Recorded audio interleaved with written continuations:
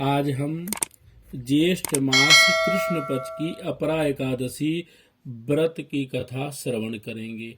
भगवान लक्ष्मी नारायण का ध्यान करते हुए कथा श्रवण करें। ओम शांताकारं भुजगशयनं पद्मनाभं सुरेशं विश्वाधारं गगनसदृशं मेघवर्णं शुभांगं लक्ष्मीकान्तं कमलनयनं योगभरध्यानगम्यं वन्दे विष्णुं भवभयहरं सर्वलोकैकनाथं। या श्री स्वयं सुकृतिनां भवने स्वलक्ष्मी पापात्मनां कृतधियां हृदये सबुद्धे श्रद्धा सतां कुलजनां प्रभव सलज्जा तां त्वां नतास्म परिपालय देवी विश्वम्। युधिष्ठिर बोले, हे जनार्दन, ज्येष्ठ मास के कृष्ण पक्ष की एकादशी का क्या नाम है? मैं उसका महात्म्य सुनना चाहता हूँ। श्री कृष्ण बोले, हे राजन, तुमने संसार के हित के लिए बहुत सुंदर प्रश्न किया है। यह अपरा एकादशी बहुत पुण्य देने वाली, बड़े बड़े पापों को नष्ट करने वाली, अनंत फल देने वाली, जो अपरा का व्रत करते हैं वह संसार में प्रसिद्ध हो जाते हैं। ब्रह्म हत्या, गोत्री की हिंसा और गर्भ हत्या, दूसरे की निंदा, पर स्त्री गमन, ये सब पाप अपरा के व्रत करने से नष्ट हो जाते हैं।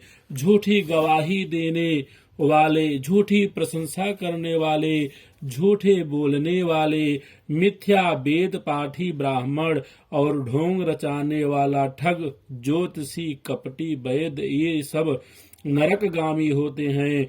परंतु राजन, अपरा के सेवन करने से ये पाप छूट जाते हैं। जो क्षत्रिय युद्ध से भाग जाता है वह घोर नरक में पड़ता है। हे राजन, अपरा का सेवन करने से वह निष्पाप होकर स्वर्ग को जाता है। जो शिष्य विद्या पढ़कर अपने गुरु की निंदा करता है वह बड़े पातक से युक्त होकर नरक को जाता है। अपरा का सेवन करने से वह मनुष्य ही सदगति को प्राप्त होता है। हे राजन, मैं अपरा की महिमा कहता हूँ, उसे सुनो।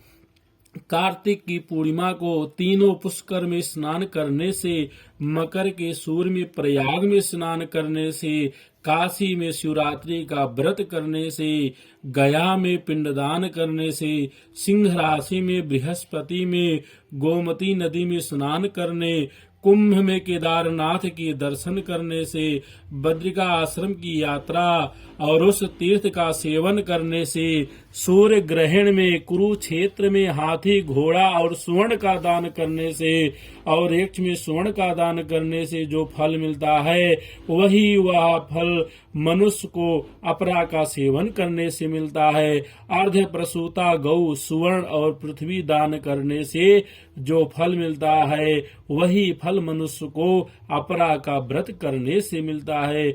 यह पाप रूपी वृक्ष को काटने के लिए कुल्हाड़ी और पाप रूपी ईंधन को जलाने के लिए अग्नि के समान है।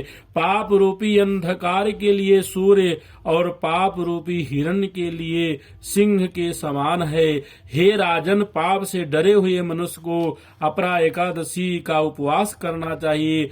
जो एकादशी का व्रत नहीं करते वह मनुष्य जल में बबूले के समान और जानवरों में भुनगे के समान वह मरने के लिए ही संसार में जन्म लेते हैं। अपरा का व्रत और वामन देव की पूजा करके मनुष्य सब पाप से छूटकर विष्णु लोक को जाते हैं। हे राजन, संसार के हित के लिए यह महात्म्य मैंने तुमसे कहा है।